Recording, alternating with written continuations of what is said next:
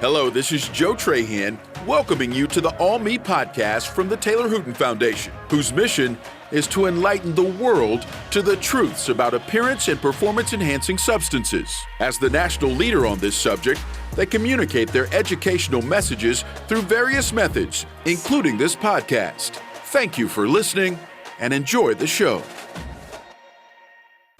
Hey everyone, Brian Parker back as your host for today's episode.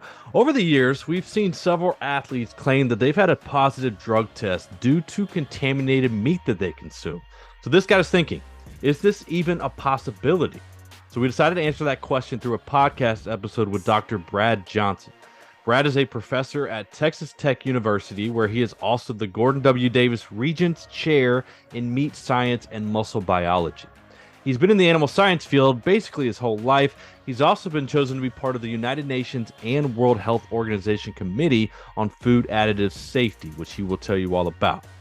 We talked to Brad about his background in the field and his current research before we dive into that main topic of growth and development in meat animals. So we discuss what agents and hormones are typically used in these animals, how often they get used, how they are typically given, and the regulations on meat here in the U.S. We tackle that question of if it's possible to test positive on a drug test if eating animals that were given these additives, how much meat you would have to eat for this to be possible, the risk of consumption in some other countries, and tips for athletes that are consuming meat, particularly international. We appreciate Dr. Johnson for sharing his time and expertise on this topic and are now ready to welcome him into the show. Hey, Brad, welcome to the show. How are you today? I'm doing great, Brian. I really appreciate you having me on your podcast show. Absolutely. I appreciate you giving us some time to spend with us as well. I'm looking forward to this conversation, first and foremost, for my own selfish reasons. The topic we're going to discuss is a question that I've gotten several times over the course of, working with the foundation. And honestly, I've probably gone back and forth a little bit on what the answer is. So you're going to give me a little bit of knowledge today, which is going to be great. And our topic is, basically, can you test positive from what you eat? That's kind of the teaser, but we're going to dive into that a little bit later. I think it's best for now if we kind of set the table and give some background on not only that topic, but really who you are first and foremost. So I think a good place for us to start is for you to give us a little bit of knowledge about your background. So this is a broad question that I usually start with, but let's go with this. How about you share anything that you want us to know from your past, your education, your career path, basically some key things leading up to what you do now?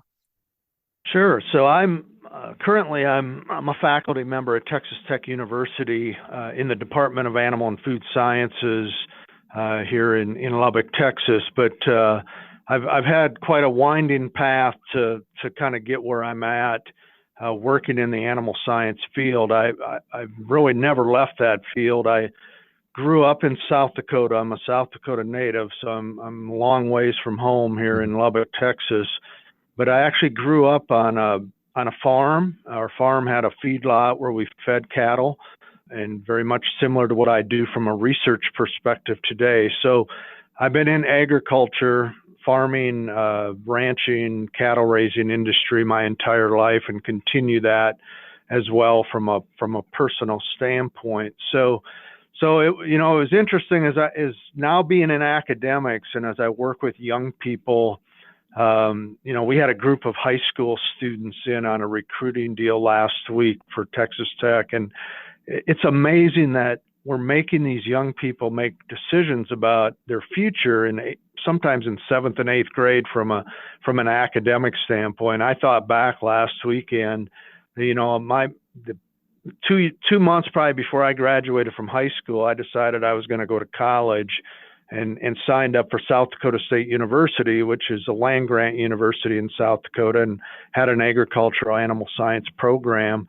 Enrolled there the summer of 1986, and never changed my path.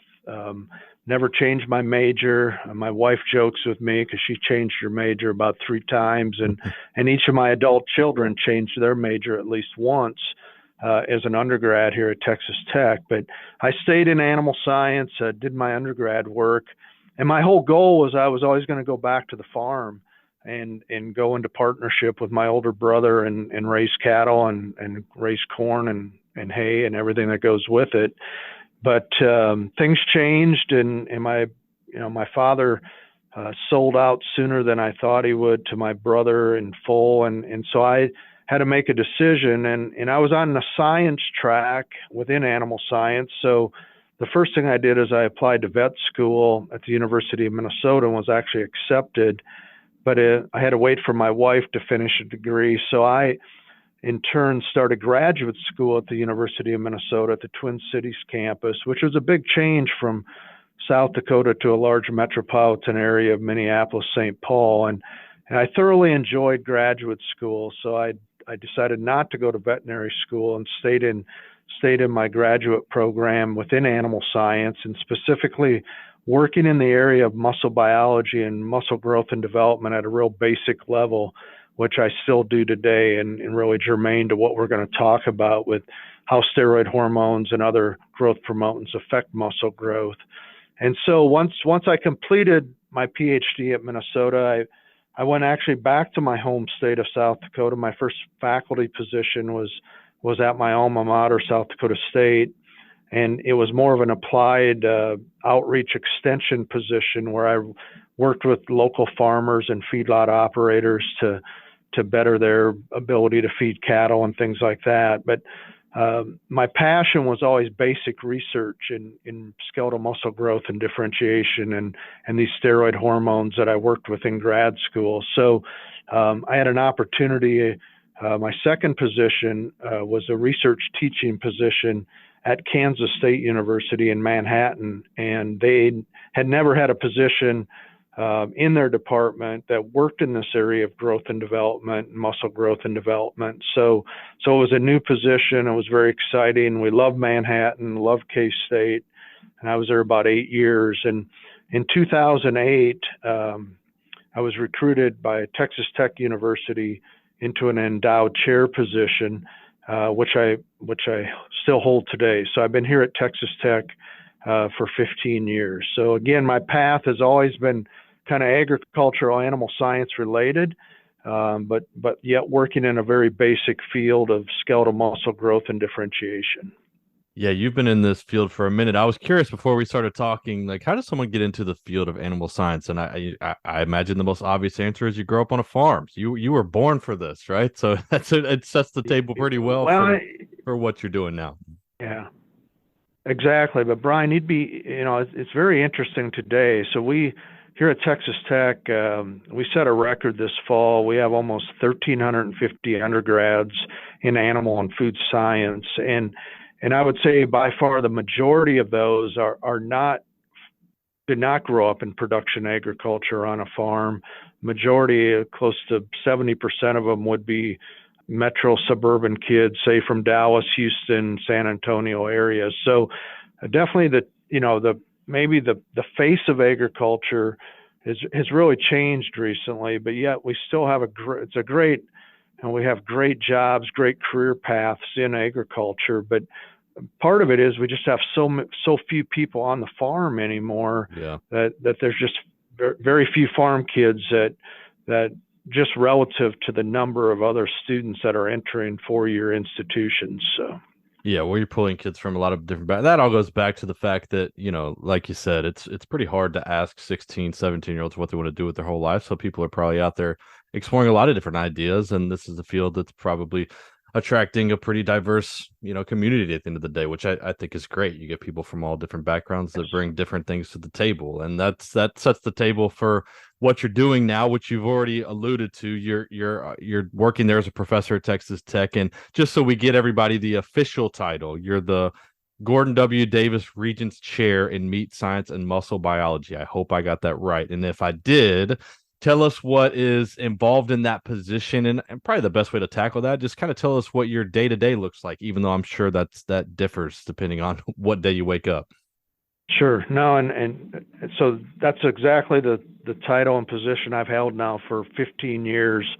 And so part of that chair title, it comes with what's called it's an endowed chair. So basically the donor, Gordon Davis, set up an endowment where he put a bunch of money, and the state would have matched some of that money. And so basically, I get to spend a fraction, 4.5% of the corpus amount every year in a spending account. So it gives me the flexibility to do a lot of basic research that I don't necessarily need grant funding for.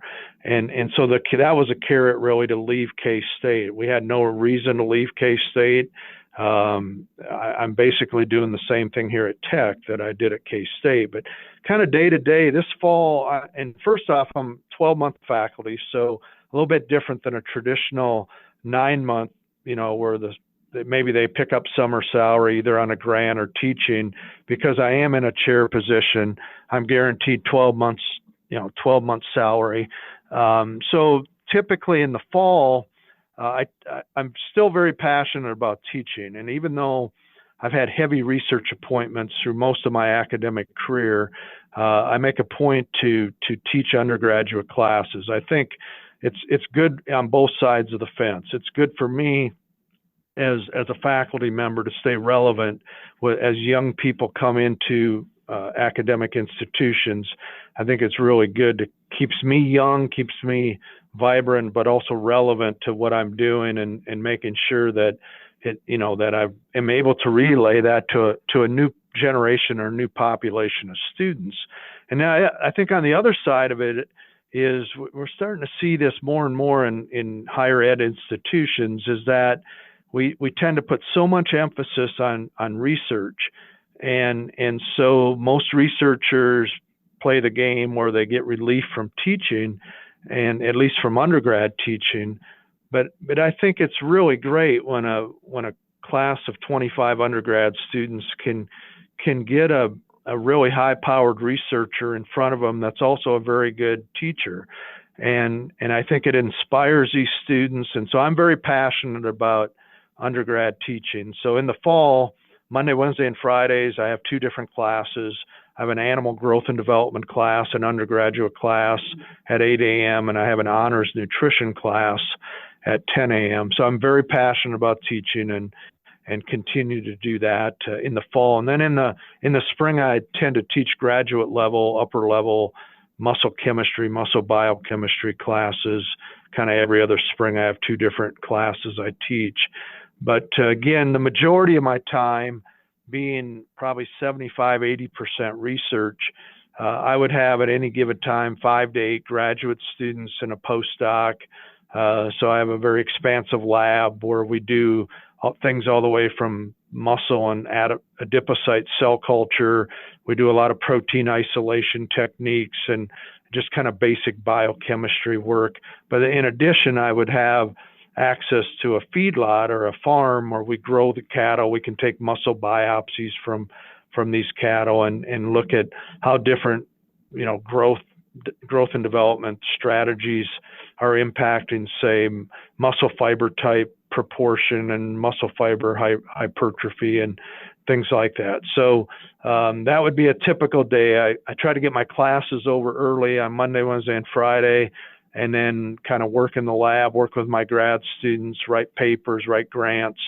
So that's a typical day here at Texas Tech. So you're staying busy. That's what I'm getting all that. And I'm noticing that you scheduled me on one of your between days of classes. I appreciate that. So you're keeping your time filled, but I think it's great you stay connected with the students in the department, right? That I think that trickled down in several different ways. And I also think that gives us a pretty good breakdown of the kind of things that you're working on now. And actually, I was looking into your background a little bit more before we did this conversation, and not only was it all pretty fascinating, because I just haven't learned too much about this field. It was impressive as well. One of the things I saw a few years back is that you were chosen to be part of the UN, the United Nations, and the World Health Organization Committee on Food Additives Safety, which not necessarily connect to what we're talking about, but it connects to what you do, because it's just an impressive nod to get. So I'm just curious myself.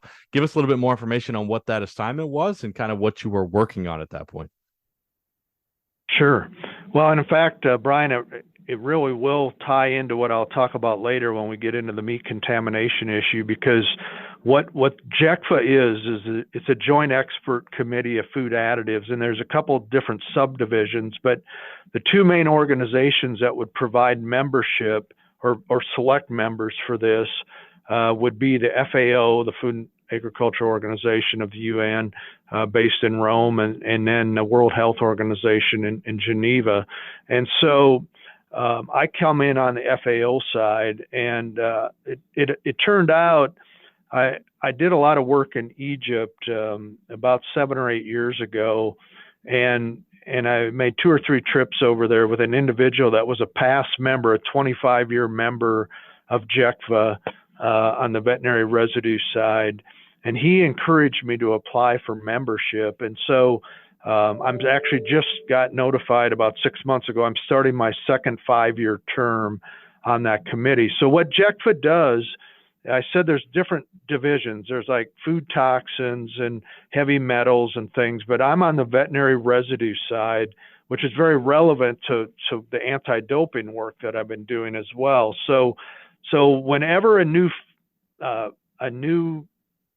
additive, growth promoting, medicated feed additive, anything gets approved either by the U.S. Food and Drug Administration or another country's food security organization, ultimately it will go through review of JECFA, and they establish maximum residue levels of that compound if it's used for food animal production. And it's really a trade issue, because then JECFA is tied to Codex, which Codex would oversee all free trade in the world. And basically, if Codex says that beef can have 2 parts per billion of this particular growth promotant, then it should be allowed to be traded freely across all the borders of the different countries. Now, sometimes politics prevail. Obviously, we've had a long-standing feud with the European Union about the use of these growth promotants and then the ability to sell beef into the European Union. More recently, as we started exporting U.S. beef into China, China has pushed back and not accepted Codex levels. But in fact, because of my background in the basic mode of action and physiology of these compounds, that was why I was selected to be on the committee. So it's a great honor. Obviously, it's one of the highest ranking committees one can be on in that field. And it's a great way to meet people from all different countries. So within the veterinary residue committee of FAO, there's about 25 of us on the committee, really from around the world. So it's a great honor to be on that committee. So. Absolutely. It's impressive. Congratulations on that and getting to do a second term. I'm sure that's another thing that's filling your time a bit, but it's also a super important work, and happy to know that you're on that and adding your knowledge to it. And all of this is really just giving us great background on not only who you are, but really the field of what you do and why we wanted to talk to you about this specific topic, which I think is probably makes sense for us to go ahead and start discussing, because we've set the table pretty well. It's probably time to eat, right? So let's talk a little bit more about your work and how it relates to the topic of anti-doping, how testing, all that kind of good stuff. So let's kind of start with the basics. If a lot of your work is focusing on factors regulating growth and development in meat animals, this is where my lack of knowledge probably comes in. When I look at the growth of these animals as a whole, I'm sure this is going to differ a lot depending on farm to farm and where we're at and country to country. But what is typically given to these animals during their lifetime in regards to development? So I guess I was of the mindset that more often than not, it's just grains, food, grass, things like that. But are there typically other additives involved? I don't know if there's a percentage of time you can say that, but what all is typically given to animals, during the course of their lifetime when we're looking at the growth and development side? Sure. And so I'll probably start with cattle, because I've done the most work, obviously, with cattle, but I'll try to talk about pigs or swine and poultry as well, because they're obviously very important protein sources here in the United States. But on the cattle side, in addition to how we provide different nutrition regimens to these animals, like you alluded to, Brian, different levels of grain or grass and all the vitamins and minerals that go with that. We've really got all that down to a really good science on all the species that we raise here in the U.S. But on the cattle side specifically, We have a variety of different compounds that have went through U.S. Food and Drug Administration approval process, and probably the most common tool, what I call exogenous growth promotant, that are used in cattle production, cattle raising practices. We would have these products called steroidal implants, which are basically steroid hormones, anabolic steroids, that are compressed pellets, and this becomes very important from a food safety standpoint. These pellets are then implanted with a needle in a gun, applicator gun, in the back of the ear of cattle. And essentially, we've just had new regulations on these that took place July 1st of this year. That new regulations put in place by the U.S. Food and Drug Administration, but we've had these products. Steroid hormones have been approved for use in beef cattle production in the United States since 1956. So we've been using these compounds as implants for a very long time, and we have different potencies of these. We have different active ingredients, but in essence, within 30 to 45 days of life of a beef animal, we could start administering these steroid hormones and then carry them all the way through right up to prior to harvest of the animal. These steroid hormones, none of them have withdrawal times. They've been proven safe by the FDA and by years and years of experience. So as I said, the very first ones of these were approved in 1956. But probably the game changer, the one that really kind of changed the landscape and really has impacted anti-doping to one of the more commonly, misrepresentative hormones, would be trenbolone acetate. Trenbolone or trenbolone acetate is a synthetic androgen, or very similar to testosterone. And it was approved by the U.S. Food and Drug Administration in 1987. And then the big product that was approved was in 1991, where they put an implant together that had both trenbolone acetate and estradiol 17 beta, the female hormone. So in fact, all of my graduate work, both my master's and PhD work at Minnesota and everything subsequent to that, I've worked very closely with trenbolone acetate, and would have probably had more publications on TBA implants in cattle than any other person worldwide. And I'm not saying that to brag about it, but I'm very familiar with the motive, all the way from the basic mode of action of this compound to its effect on meat quality, things like marbling and tenderness and things like that. So these exogenous growth promotants are very commonly used in cattle, both steroid hormones. But then we have another class of compounds which become very important from an anti-doping standpoint as well, and those are called beta-adrenergic agonists. And these are orally active. So steroid hormones, and this is very important from an anti-doping standpoint, steroid hormones are not easily absorbed through GI tract, so that's why we put them in the ear of cattle. But beta agonists are easily absorbed, so we mix it in the feed of cattle as well as in swine and poultry. These products are approved. And so some common scientific names of these compounds are like ractopamine hydrochloride, zilpaterol, and one that has never been approved worldwide, but yet we still have a serious issue of illegal use of this in meat animal production in certain countries like Mexico and Indonesia and China, would be clenbuterol. And a lot of people in the anti-doping space have heard of clenbuterol.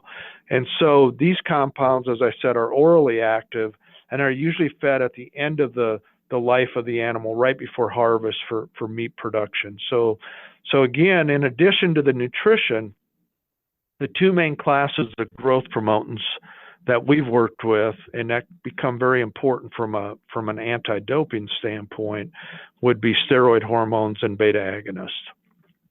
That all makes sense. I guess as you're talking, it's kind of sounding to me like this is incredibly common, right? Like it is, even if I'm looking at terms on my packaging, like, hey, grass fed or whatever it might be, like you're probably saying that the majority of, let's just take cattle because we've talked about it the most, like the majority of cattle Yeah. out there is probably using some level of anabolic agent or growth hormone that we're talking about, whether it's the implant or the oral route. Like it sounds like to me, and I don't know what percentage you could even estimate is that's Yeah. happening, is that this is incredibly common with the majority of meat that we're consuming, let's just say in our country, for example. Sure. Yeah, so I can give you some good estimates, Brian. So generally, about 90% of our beef that is raised in the U.S., those cattle at some point would receive a steroid hormone implant. Because what we do in the U.S. is all the male cattle, the bulls, are castrated at a very young age, and then they become steers, and so we were basically replacing the hormones. In other countries, like I do a lot of work in Mexico, Brazil, and South Africa, Indonesia, they do not castrate, at least in South Africa, Mexico, and Brazil. They would leave their male cattle intact so they get natural testosterone production, but they have behavioral issues then. They're very aggressive cattle. And so historically in the US, we've castrated these animals. So 90% of them are going to get implanted at some point in their life. Probably about 65 to 70% of feedlot cattle are going to receive some sort of beta agonist. And so that means that the ones 60 or 70 that get a beta agonist probably for sure have also been implanted.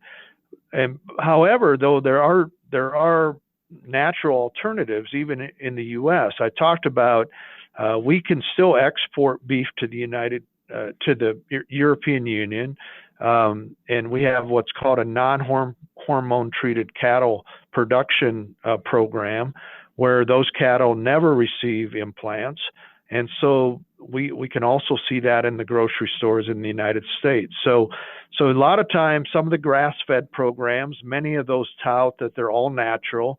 Those cattle have never been implanted nor fed a beta agonist. But we also have grain-fed cattle in the U.S.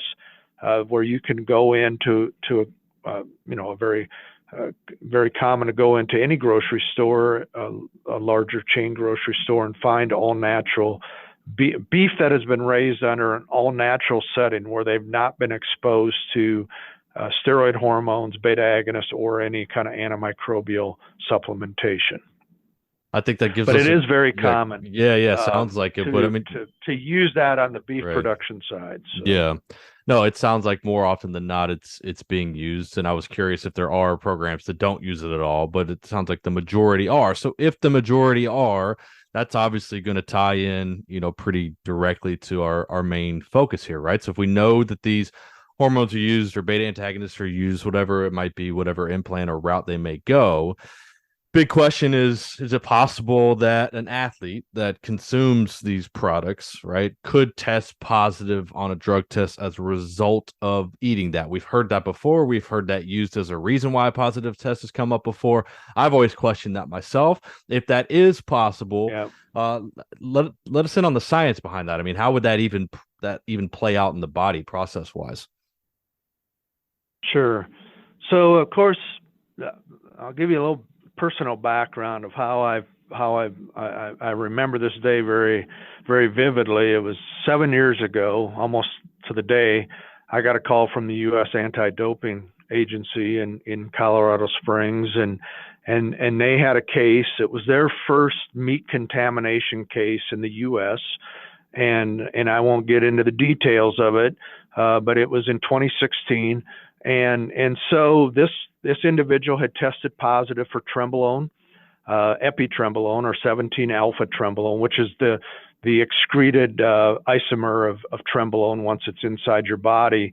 And basically, they reached out to me because they had found, my resume online, and with all the work with trenbolone and muscle biology and meat science, and so as I prepared for that, I was unaware up until that point, basically about the infamous case of the cyclist Contador, and in 2012 or 2011, testing positive for clenbuterol, basically was exonerated after a Tour de France victory, and then stripping of that.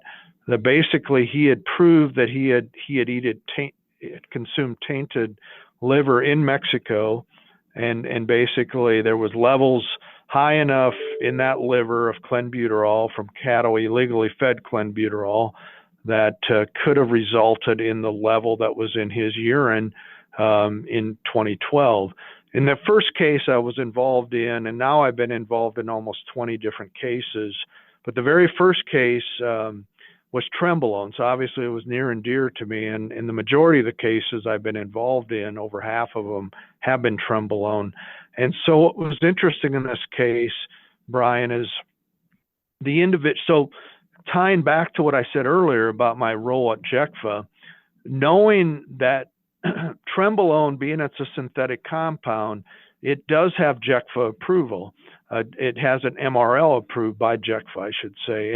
In muscle tissue, it's 2 parts per billion, or 2 micrograms per kilogram can be the legal residue of Trenbolone in muscle.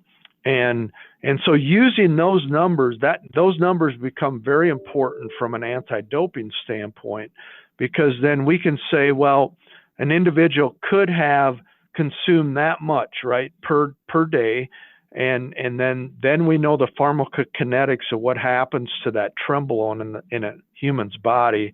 And so the first off, as I said earlier, these steroid hormones are not absorbed hardly at all out of our GI tract. And we estimate that most of the steroid hormones, if taken orally, including all the ones that would have residues in meat tissue and muscle and adipose tissue, we might only absorb 1 to 10% of the gross amount that's left as a residue, because they're just inefficient. The absorption is very inefficient in a human's GI tract. So we start there. We say, okay, if we had 2 parts per billion, or 2 microgram per kilogram, we usually know what the athletes provide receipts, so they tell us what the mass of food they ate the day before, when they got tested, and so then I start back calculating about, well, if only 1 or 10% gets absorbed, then this is what was probably absorbed through the GI tract. And then we look at the half-life of this compound and the excretion profiles. Trenbolone is partly excreted back through the bile into the fecal material, and the other part goes through the urine. And so the urine, they test the urine. So we kind of piece everything back together. And in the very first case I was involved in, that individual would have had to consume almost 40 pounds of ground beef. So this individual claimed they consumed ground beef the day before, or the day before the drug test.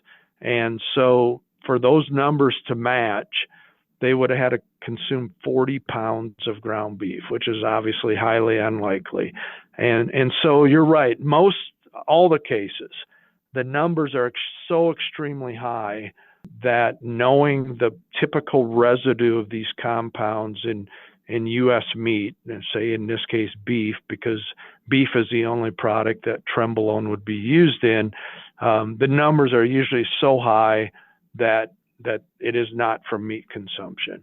In that case, it was obvious when I looked at the pharmacokinetics of what was in her urine.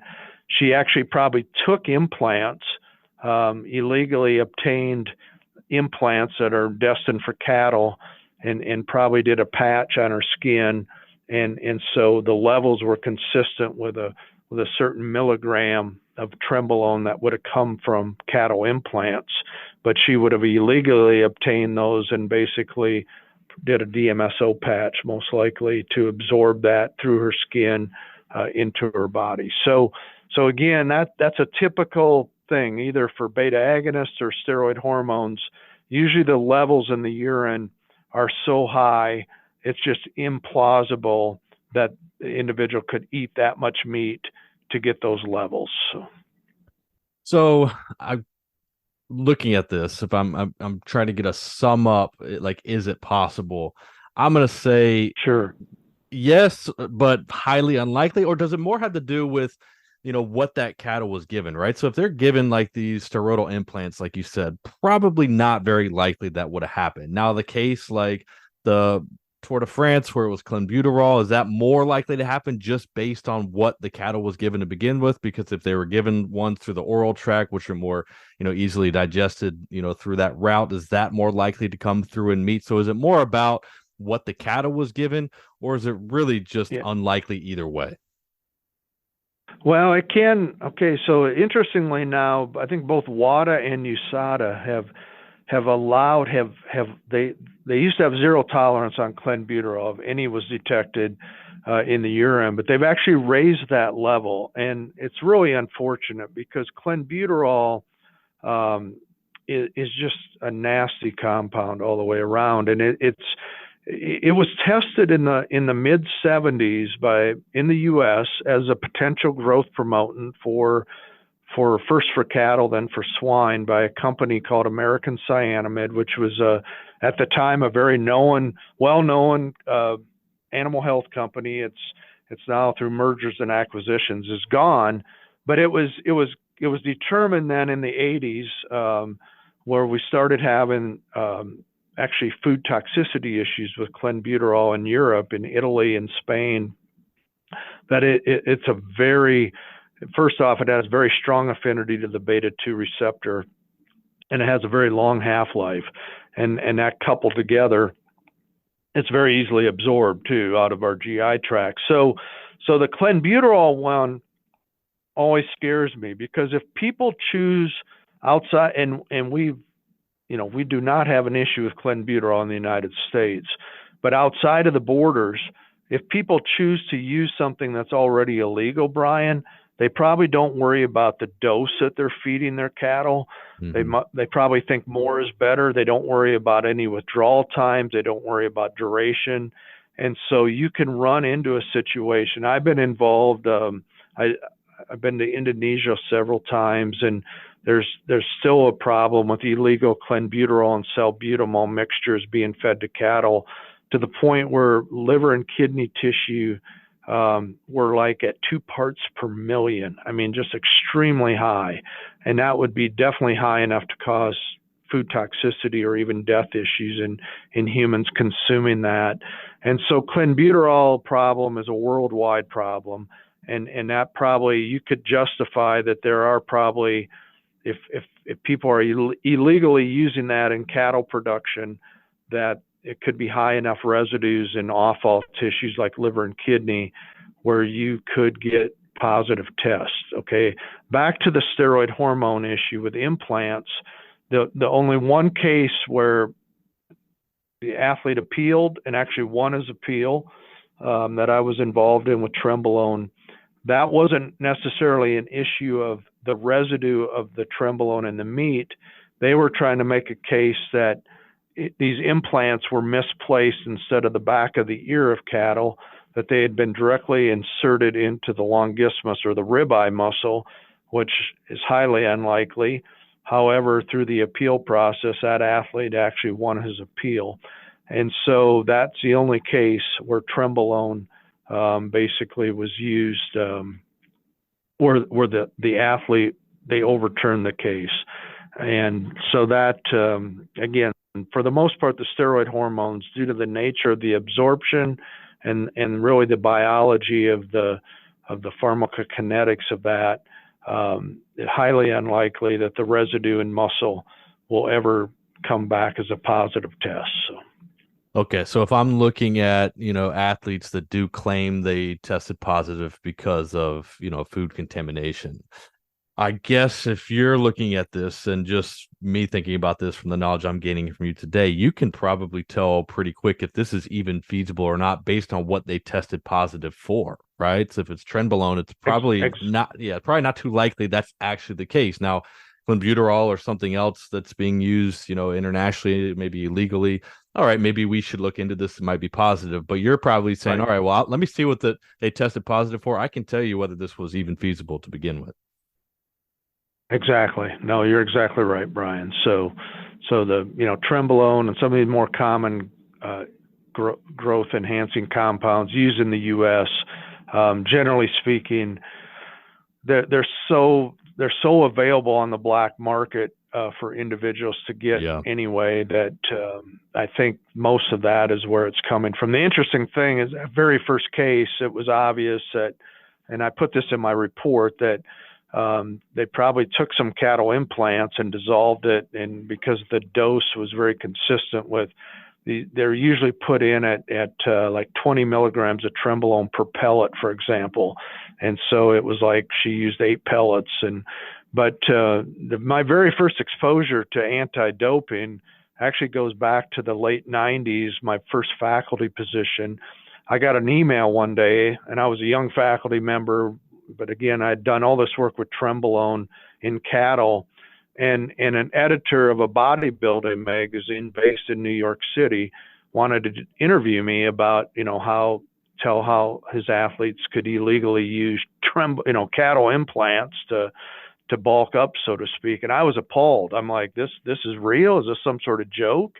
And I refused to do it, because that was obviously not judicious use of an approved substance for cattle and humans.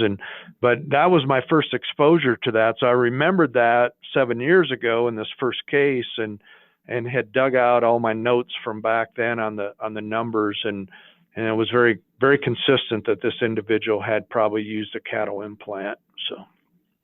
Yeah, well, that's good. And I imagine that answer would also probably lead us to this, that it's pretty unlikely that meat purchased here in the States would end up with any kind of positive test because of the regulations we have in place on what can and cannot be used, right? So it's probably even more likely that if this was claimed by an athlete, domestically, probably unlikely. Internationally, possibly. Depends on, what people were using, from where, how much. And let's say someone is international and they did eat, a steak of, from a cattle that was given clenbuterol or something like that.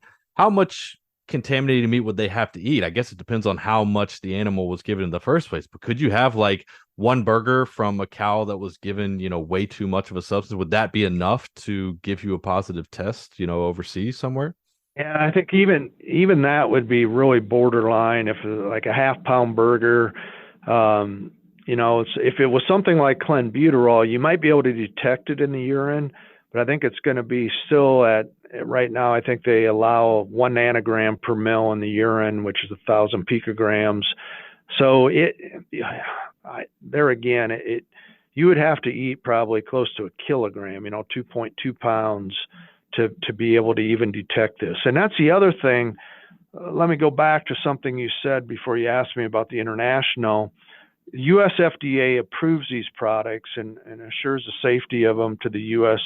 population, but our USDA, the United States Department of Agriculture, has a food safety and inspection service that regulates to test for residues periodically in all species, and including trenbolone, including clenbuterol, zolpadrol.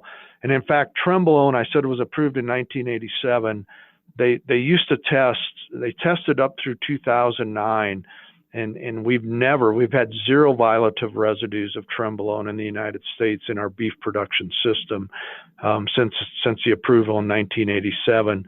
And so that's another level of safety, right? That you can eat beef that has been exposed to this, knowing the levels are so low, the residues are so low that you would not have it. But back to your international statement, obviously, as professional teams have started traveling internationally, I've gotten involved in some Q&As about, okay, what is a likelihood that if there's an MLB or an NFL game in Mexico, could potentially they be exposed to clenbuterol, and if so, what levels would we expect to find? And so that is very plausible. I think that, again, because we don't know how much they're feeding the animals, and it could be an extremely high residue in something like liver and kidney that could relate to a very, very high dose that the person consumes. So.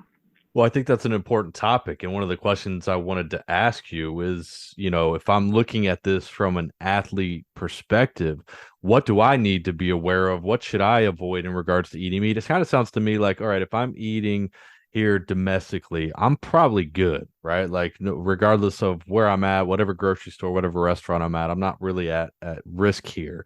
But if I'm traveling international, like you said, what do I do? Like if say teams going out to a restaurant, do I need to go talk to the owner and say, "Hey, I need to know where this meat came from"? Are there red flags that I can be on the lookout for? Are there certain just products I should avoid at all if I'm traveling on the road? I mean, basically, I'm just looking out, a bit for international athletes, like you said, right, or Olympic, whatever it might be, right? Like, what are things I need to be aware of when I'm not only purchasing, meat, but consuming it as well. Because some of these people, like you said, it may take 2.5 pounds. Well, some athletes are pretty high protein diets. They may do that in a day. Yeah, So yeah, how they do I might avoid consume this that. situation? Yeah. Yeah, and so interestingly, a lot of the international cases I've been involved in, the athlete reports consuming something from a food truck, right? A small vendor on the side of the road in a foreign country, and that to me that's a big red flag. We don't know. They probably procure their meat on a fresh, on a what we call wet market, say in Mm. in Latin America or anywhere outside of the U.S. What I encourage large groups to do is if you are in outside of the U.S. is to go to restaurants that actually may be owned by U.S. interest or a chain restaurant, and if they have something like certified Angus beef, which is a branded product here in the U.S. Noted for high quality beef because of the marbling level, that obviously emulates from the U.S. And so try to even if you're in other countries, if they have a U.S. source beef, I would highly recommend, or any meat source that is sourced in the U.S.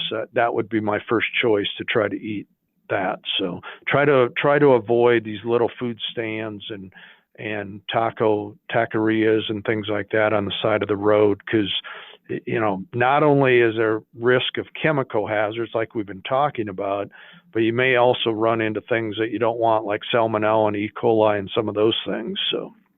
Yeah, I mean that makes sense. Although I will say I've had some pretty good food at some food trucks randomly around the world, but I'm not a drug Well, tested athlete, so yeah. maybe not as good for my health. But no positive test for me. But I think all of this is just it's really important knowledge because it not only just for our listeners, but for me as well, because I get these questions a lot, and I don't you're the one that knows the answers better than I do. And that now I know it just by talking to you. And so, basically to sum this up, it kind of seems like overall, highly unlikely that you're going to test positive as a result of what you ate. If that did happen, probably not from a domestic situation, probably from, a sourced meat, from somewhere internationally that we're not quite sure where it came from. So my advice to athletes, it sounds like yours would be the same, is if you are overseas, don't be afraid to ask questions, right? Don't be afraid to Sure, try to find out absolutely. where they Yep. source this stuff. Don't just take people's word for it, or look at what sounds good. If you're at risk of being blood tested or drug tested,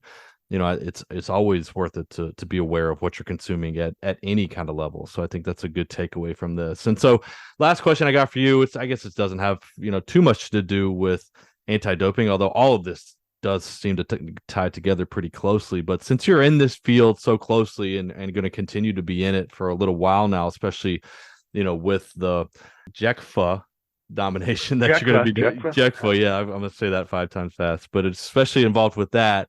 What do you see as the future of growth for meat animals, and maybe the future of additives that are going to be used? Do you think we'll continue to use the things that we talked about today? Are there other things that are currently being worked on and developed that may be used? What's the future of this? What products might be used, and what does that mean for us as consumers that we should be aware of? Sure. And I've told people. So I've worked with Trenbolone for over 30 years from a research standpoint of how it affects beef cattle growth, muscle growth in cattle, and I've for 30 years I've told people that I use exogenous growth promotants like anabolic steroids or beta agonists as a model or a tool to understand the mechanisms of muscle growth. So in hope we can do it naturally at some point someday, either with natural components, natural compounds, or maybe through genetics and modifying genetics of animals. to do it naturally. So I've always had that on my horizon, is that there is continued pressure. Every year we get more pressure to take these compounds away. And in fact, I made reference to FDA intervened recently, and we used to kind of put, we would give a cow or a steer one implant, 90 days later give it another one, and then give it another one, and FDA had that was always extra label use, and they came down on that. We got new guidelines July 1st. So even our federal agencies are looking at how we use these compounds in meat production. And so I've told people publicly that I think in a matter of less than 5 years, we probably will not use any beta agonist in meat production in the United States. In fact, on the pork side, we pretty well have eliminated the use of beta agonists due to our export of the pork meat to China, and China having a zero tolerance for beta agonist residues in meat coming from the U.S. So I do think the landscape is changing, that continued pressure will be put on individuals to not use these.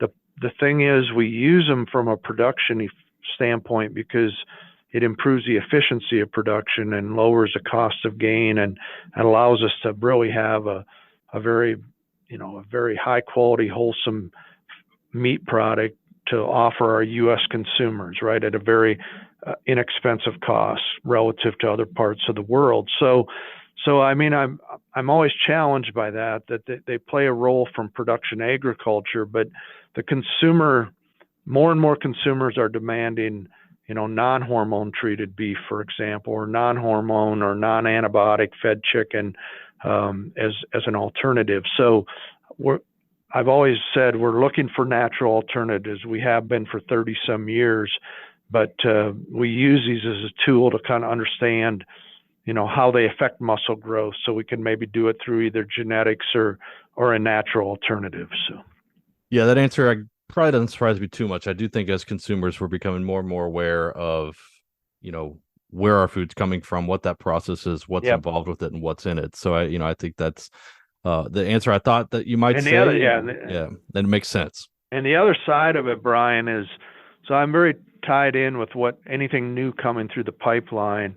There's actually 0 new products in this front, from like a steroid hormone or a beta agonist front for meat production, livestock production in the pipeline. So that even tells me the board of directors of these pharmaceutical companies like Merck and Zoetis and Elanco also realize that the writing's on the wall, that we probably need to find alternative measures to improve muscle growth and efficiency. So, yeah, which will, lead to, I guess less worry from an athlete's perspective on what I'm consuming if we slowly start to move away from this stuff. But again, as a whole, we've kind of given you the situations where you might need to be concerned in the first place. And, here locally, domestically, probably not an issue to begin with, but We'll slowly see where all this takes us. But for today, this has taken me to a great place. I've learned a lot about this, and I appreciate you sharing your knowledge, and I know our listeners have learned a lot about this as well. So thank you for taking the time to provide these answers to me and everybody that's tuned in, and thank you for the important work that you're doing. You've really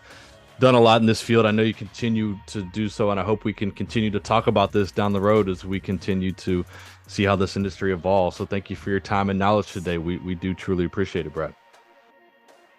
No, absolutely. It was an honor to be on, Brian. And if any follow-up or any questions that your listeners may have, definitely we can revisit and direct those questions to me. So perfect. I enjoy this. So. Yeah, well, thanks for the time. I'll put your contact information in the show notes and a couple of links to some of the things we talked about. But thanks for the knowledge. Hope to do it again soon. All right. Thank you, Brian. Have a great day. Well, that's it for today's show. Thanks for listening to the All Me podcast from the Taylor Hooten Foundation, a nonprofit organization leading a national campaign to enlighten people to the truths about appearance and performance-enhancing substances and inspiring people to live and compete without the use of these substances. Please be sure to subscribe to our podcast and tune in to our next episode.